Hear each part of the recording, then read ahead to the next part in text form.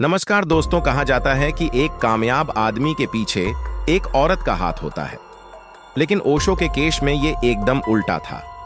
ओशो के काबिल होने में और ओशो का नाम खराब करने वालों में एक ही महिला का हाथ था, जिसका नाम मां आनंदशीला था।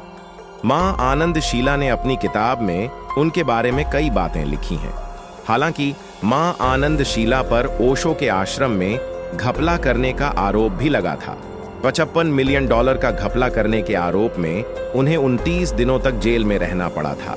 जेल से रिहा होने के बाद आनंदशीला ने किताब don't kill him, the story of my life with भगवान रजनीश लिखी।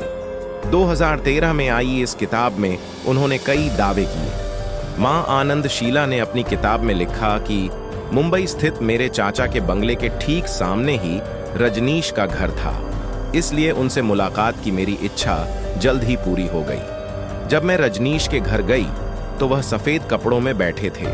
उनके ठीक पीछे एक छोटी सी टेबल थी जिस पर कई किताबें पड़ी थीं। उनकी कुर्सी के सामने 2 पलंग थे। वह जब मुझसे मिले तो कुछ क्षणों तक उन्होंने मुझे अपने सीने से लगाए रखा। उस समय मुझे एक अद्भुत व आनंद का अनुभव हुआ।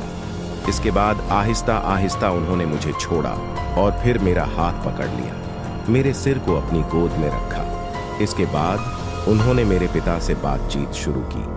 किताब don't kill him, the story of my life with भगवान रजनीश में लिखा है कि ओशो के आश्रम में अध्यात्म के नाम पर खुलेआम सेक्स की बातें होती थीं और शारीरिक रिश्ते बनाने पर पाबंदी नहीं थी। शिविरों में सबसे ज्यादा सेक्स पर ही चर्चा होती थी।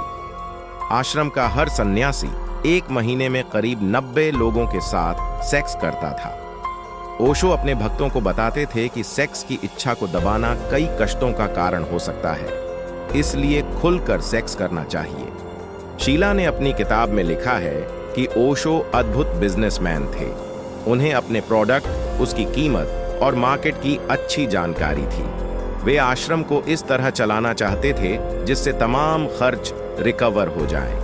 इसी के चलते आश्रम में प्रवेश के लिए फीस भी वसूली जाती थी। उनके थेरेपिस्ट ग्रुप भी आश्रम में थेरेपी के लिए पैसे लिया करते थे। आश्रम में आने वाले लोगों को उनका मनपसंद भोजन मुहैया करवाया जाता था। इसके लिए भरपूर पैसा वसूला जाता था। संभोग से समाधि की ओर जैसी पुस्तकें लिखने वाले ओशो कई बार इसे लेकर भी विवादों में आए। मां शीला की किताब में लिखा गया है कि आश्रम में रह रहे सभी सन्यासियों का शोषण होता था। ओशो अपने बेबाक और स्पष्ट विचारों से विवादों में भी रहे। उनका कहना था कि वे जो बात करते हैं उसे अमीर और बुद्धिमान व्यक्ति ही समझ सकता है। आनंदशीला के मुताबिक ओशो ड्रग्स की लत का शिकार हुए थे। उनकी मौत 1990 में हुई थी। ओशो के पास 90 लग्जरी रोल्स रॉयस गाड़ियां थीं। लगभग 15 वर्ष तक लगातार सार्वजनिक जीवन में सक्रिय रहने के बाद आचार्य रजनीश उर्फ ओशो ने वर्ष 1981 में मौन धारण कर लिया था। इसके बाद उनके द्वारा रिकॉर्डेड सत्संग और किताबों से ही उनके प्रवचनों का प्रसार होता था। वर्ष 1984 में उन्होंने सीमित रहकर फिर से सार्वजनिक सभाएं करना शुरू किया। जून 1981 में आचार्य रजनीश अपने इलाज के लिए अमेरिका गए, जहां ओरेगन सिटी में उन्होंने रजनीशपुरम की स्थापना की। दोस्तों, वीडियो अच्छी लगी हो तो वीडियो को लाइक और चैनल को सब्सक्राइब जरूर करना।